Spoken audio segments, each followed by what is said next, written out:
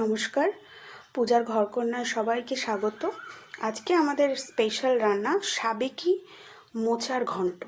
তো মোচার ঘন্ট আমাদের সবারই খুব প্রিয় এবং এটা অত্যন্ত পুরনো একটি রান্না। বাজার থেকে মোচা কিনে নিয়ে এসে ছোট ছোট করে কেটে ভেতরে কাঠিটি বার করে দিয়ে আলু ডুমো ডুমো করে কেটে তার সাথে কিছুটা ছোলা দিয়েছি আমরা এখানে। তো ছোলার বদলে আপনারা চাইলে মটর ডাল, ছোলার ডাল যে কিছু ইউজ করতে পারেন। শুধু সেগুলোকে প্রপারলি কেটে বয়েল করে জল ঝরিয়ে রেখে দিয়েছি। এরপর এক কড়াইয়ে খুব অল্প তেল দিয়েছি। আপনারা সবাই জানেন আমরা খুব অল্প তেলেই খাই, আমরা ডায়েটিংয়ে আছি। তো খুব অল্প তেলের মধ্যে অল্প একটু সাদা জিরে দিলাম ফোড়ন হিসেবে। যেই সাদা জিরেটা একটুখানি গরম তেলের মধ্যে ফুটফুট করলো, সঙ্গে সঙ্গে একটু টমেটো দিয়ে দিলাম আর একটু তেজপাতা দিয়ে দিলাম। তো এটা ভালো করে একটু কষিয়ে নিতে হবে। অল্প একটু লবণ দিলে টমেটোটা তাড়াতাড়ি গলে যাবে, তাই আমরা ভালো করে লবণ দিয়ে একটু আরও বেশি করে কষিয়ে নিচ্ছি। ঠিক এই সময় আমরা একটা মশলাও বানিয়ে রাখবো। সেই মশলার মধ্যে হাফ চামচ হলুদ গুঁড়ো, হাফ চামচ কাশ্মীরি লঙ্কার গুঁড়ো, হাফ চামচ ধনে এবং জিরে গুঁড়ো আর হাফ চামচ আদা, প্রত্যেকটাই এই স্পুনটির হিসেবেই আমরা নিয়েছি। আর কিছুটা পরিমাণ জল নিয়ে ভালো করে এটা মিক্স করে সাইড করে রেখেছি। এই মশলাটি আমরা এই তেলের মধ্যে দিয়ে দেব।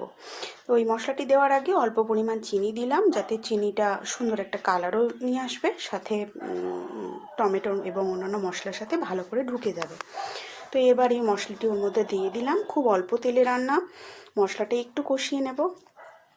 একটু তেল ছাড়বে ওপর দিকে, যেই তেলটি চলে আসবে একটু জল দিয়ে দেবো, দিয়ে ভালো করে একটু নাড়িয়ে নিয়ে মোটামুটি আমাদের মশলা তৈরি। মশলায় আদার কাঁচা গন্ধটি চলে যাবে এবং সব কিছু একসঙ্গে একটা সম্পূর্ণ মিক্সচার তৈরি হবে। এই অবস্থায় আমরা মোচাটি ওর মধ্যে ঢেলে দেব। আমরা এখন যে কড়াটিতে রান্না করছি এটা হচ্ছে লোহার কড়া।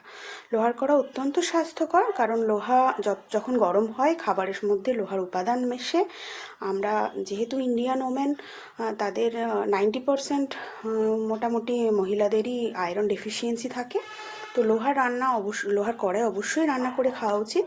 কিন্তু একটা সমস্যাও আছে, সেটা হচ্ছে যে এই কাঁচা কলা বা মোচা জাতীয় জিনিস, সেগুলোয় একটু আয়রনের পরিমাণ বেশি থাকে, সেগুলো লোহার কড়ায় রান্না করলে কিন্তু একটু কালো হয়ে যায়। তাই আমরা কিছুটা কষিয়ে ভালো উপাদানগুলো এখানে নিয়ে তারপরে এটাকে আবার একটা স্টিলের কড়ায় শিফট করে দিয়েছি। ব্যাস, আর কিছু কিন্তু রান্না স্পেশালের মধ্যে নেই। এবার ঢাকা দিয়ে বারবার এটাকে একেবারে মাখো মাখো একটা টেক্সচার আনতে হবে।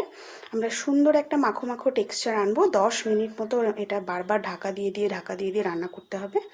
যখনই দেখবো মোটামুটি ওই রকম টেক্সচার এসে গেছে, এর মধ্যে অ্যাড করব চিনি। একেবারে সুন্দর মাখো মাখো টেক্সচার এসে যাওয়ার পরে তারপর পরিমাণ মতো ঘিটাও কিন্তু আপনারা আপনাদের স্বাদ মতো দেবেন। আমরা অল্প দিচ্ছি, আবার বলছি আমরা ঘিটা একটু এখন কম খাচ্ছি তাই। তো ঘি এবং চিনি ভালো করে মিক্সচার হয়ে গেলে এর মধ্যে আমরা একটা স্পেশাল মশলা দেব, যে মশলাটা আমাদের বাড়িতেই বানানো। এর মধ্যে অনেক রকম উপকরণ রয়েছে, যেটা যে কোনো নিরামিষ বা আমিষ রান্নার শেষে দিলেই কিন্তু একদম কেল্লা ফতে। তো এই মশলাটা বানানোর রেসিপি আমরা শেয়ার করব পরে। এটা ভালো করে মিশিয়ে নিলেই রান্না একেবারে রেডি। তো আমাদের দুর্দান্ত স্বাদের মোচার ঘন্ট রেডি। সবাইকে ধন্যবাদ।